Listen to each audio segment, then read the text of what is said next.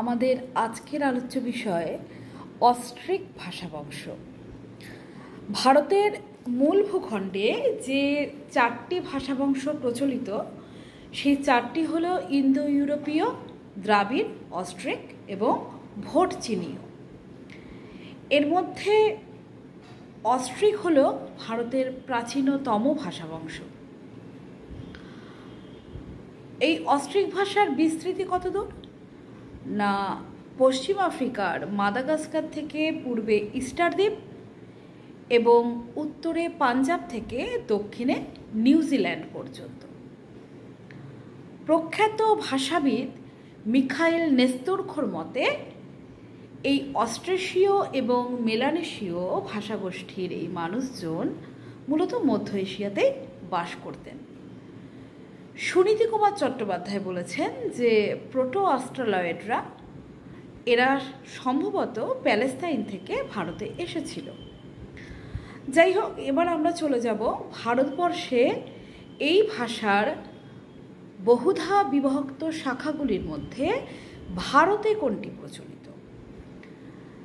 Austric বা নিষাদ ভাষা বংশের যে শাখাটি ভারতে প্রচলিত সেটি হলো কোল বা মুন্ডা। কোল বা মুন্ডা, এই কোল বা মুন্ডা আবার দুটো ভাগে ভাগ করা হয়েছে। কোল বা মুন্ডাকে একটা পূর্বী, একটা পশ্চিমা, বা আমরা বলতে পারি প্রাচ্য এবং প্রতীচ্য। প্রাচ্য এবং প্রতীচ্য। যাই হোক, এই পশ্চিমা শাখার অন্তর্গত ভাষাগুলি হলো শবর, কোরকু, খড়িয়া। আর পূর্বী শাখায় রয়েছে সাঁওতাল, মুন্ডারি, হো, কোডা, ভূমিজ ইত্যাদি ভাষা। এদেরই আরেকটি শাখা যেটাকে মোনখমের বলা হয়। এই মোনখমের শাখাটি থেকে, এই মোনখমের শাখাটি তো রয়েছেই, সেই সঙ্গে ভারত এই ভাষারই আর একটা শাখা যেটা মায়ানমার বা বার্মায় প্রচলিত, মায়ানমা বা বার্মা হিসাবে।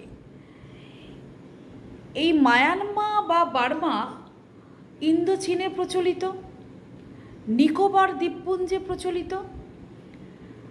এই গেল এই ভাষার মূলত বিস্তৃতি। এছাড়া আরেকটা কথা বলা হয়নি, এই মায়ানমার শাখাটি যখন আসামে প্রবেশ করে তখন এটি খাসি ভাষা নামে পরিচিতি লাভ করে। যাই হোক, এই ভাষার কিছু বৈশিষ্ট্য অল্প কথায় বলে দিয়ে নিই। এই ভাষায় ইন্দো ইউরোপীয় বা আর্য ভাষার মতনই অঘোষ, ঘোষ, মহাপ্রাণ, অল্পপ্রাণ, স্বর, ব্যঞ্জন, অর্ধব্যঞ্জন, দুই বচন, তিন লিঙ্গ এবং শব্দদ্বৈতের ব্যবহার আছে। এবার অঘোষ, ঘোষ, মহাপ্রাণ, অল্পপ্রাণ এগুলো যদি বুঝতে একটু অসুবিধা হয় সেই ক্ষেত্রে ছোট্ট করে বলে দিয়ে নিচ্ছি। অঘোষ এবং ঘোষের মধ্যে ফারাক হলো কিছুটা উচ্চারণের ভারী কি মৃদু হচ্ছে সেটাই ফারাক, আর কিছু ফারাক নেই। অঘোষ বর্ণ হলো যে বর্ণগুলোর উচ্চারণ মৃদু হয়, মানে যে বর্ণের উচ্চারণে গলার আওয়াজটা মৃদু হয়। আর ঘোষ হলো যে বর্ণের উচ্চারণে গলার আওয়াজটা তুলনামূলক ভারী হয়ে যায়। এবার আমরা যদি জাস্ট ক বর্গকে নিয়ে দেখি, ক বর্গের যে বর্ণগুলো রয়েছে ক, খ, গ, ঘ, উম, এই বর্ণগুলোর মধ্যে যদি আমরা টানা উচ্চারণ করি দেখতে পাবো ক, খ যখন উচ্চারণ করছি সেই সাউন্ডটা গলার এখানে আসছে, মানে কণ্ঠের শুরুতেই একেবারে আসছে, জিহ্বার শেষ কণ্ঠের শুরু, সেই ছোঁয়াতে ক, খ। এবার গ, ঘ, উম যখন বলছি দেখবে সাউন্ডটা তোমরা গলায় হাত দিয়ে দেখো, ক, খ, গ, ঘ, উম যখন আমরা বলি শব্দের কম্পাঙ্কটা ধীরে ধীরে নিচের দিকে নামতে থাকে। তাহলে গলার ওপরের অংশ থেকে বা কণ্ঠের ওপরের অংশ থেকে যে বর্ণগুলো উচ্চারণ করা হচ্ছে সেগুলো সব অঘোষ।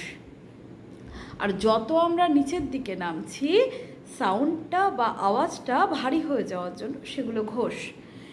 এবার আমরা চলে যাব অল্পপ্রাণ, মহাপ্রাণে। প্রাণ বলতে এখানে শ্বাসবায়ুকে বোঝানো হয়েছে। আমরা যখন কোনো বর্ণ উচ্চারণ করি সেক্ষেত্রে শ্বাসবায়ুর একটা প্রাধান্য থাকে, আমরা জানি। অল্প প্রাণ বর্ণের ক্ষেত্রে অল্প প্রাণ মানে শ্বাসবায়ুটা অল্প লাগছে, আর মহাপ্রাণ মানে শ্বাসবায়ুটা বেশি লাগছে।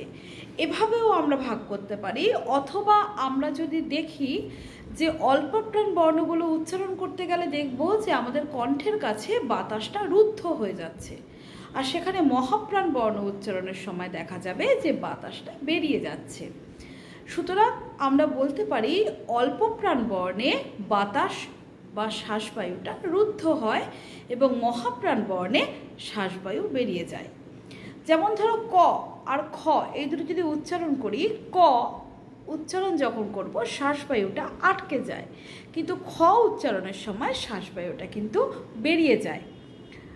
ঠিক সেরকমভাবে যদি আমরা দেখি, তোমরা ইংরেজি অ্যালফাবেট দেখো, ইংরেজি অ্যালফাবেটে যে বর্ণগুলো রয়েছে প্রত্যেকটা বর্ণই কিন্তু মহাপ্রাণ, প্রত্যেকটা বর্ণের ক্ষেত্রে শ্বাসবায়ু বেরিয়ে যায়। যাই হোক, আমাদের এখানে আলোচনার বিষয় এগুলো নয়। আমরা অস্ট্রিক ভাষা বংশ নিয়ে আলোচনা করতে এসেছি এবং অস্ট্রিক ভাষার বংশ নিয়ে ছোট্ট করে শেষে 2-3টে লাইনের মধ্যে বলে দিই।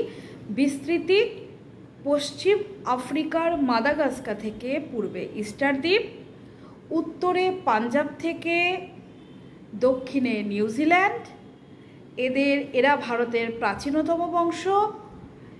এদের আদিবাসভূমি ছিল মধ্য এশিয়া, সম্ভবত প্যালেস্তাইন, এটা সুনীতি কুমার চট্টোপাধ্যায়ের মতে। এই ভাষার যে শাখাটি ভারতবর্ষে রয়েছে সেটি মুন্ডা শাখার দুটো ভাগ, একটা পূর্বী একটা পশ্চিমা বা প্রাচ্য প্রতীচ্য। এবার সেগুলোর ভাষা কি কি আছে আমি আগেই বলেছি, তাই আর রিপিট করলাম না। এই ভাষার মধ্যে আরেকটা ভাগ আছে মনখমের, আরও একটা ভাগ হচ্ছে মায়ানমা বা বার্মা। এইটাই যখন এই মায়ানমা বা বার্মা ইন্দোচীন এবং নিকোবরে চলছে এবং এটাই যখন আসামে প্রবেশ করেছে তখন খাসি ভাষা নাম হয়েছে। এই ভাষার বৈশিষ্ট্যগুলি কি? এক, আর্য ভাষার মতনই এই ভাষাতে ঘোষ অঘোষ অল্পপ্রাণ মহাপ্রাণ 2 বচন 3 লিঙ্গ শব্দদ্বিত্বের ব্যবহার রয়েছে। এই গেল আমাদের অস্ট্রিক ভাষা বংশ। আমরা শীঘ্রই পরের ভিডিও বা দ্রাবিড় ভাষা বংশ নিয়ে আলোচনা করব। আর যদি আমার আলোচনা ভালো লেগে থাকে বা যদি মনে হয় আলোচনায় কোনো তথ্য আছে, তাহলে আমার চ্যানেলটি বাংলা ভাষা ও সাহিত্য একটু সাবস্ক্রাইব করো। ভালো থেকো সবাই। আজকের মতো শুভরাত্রি।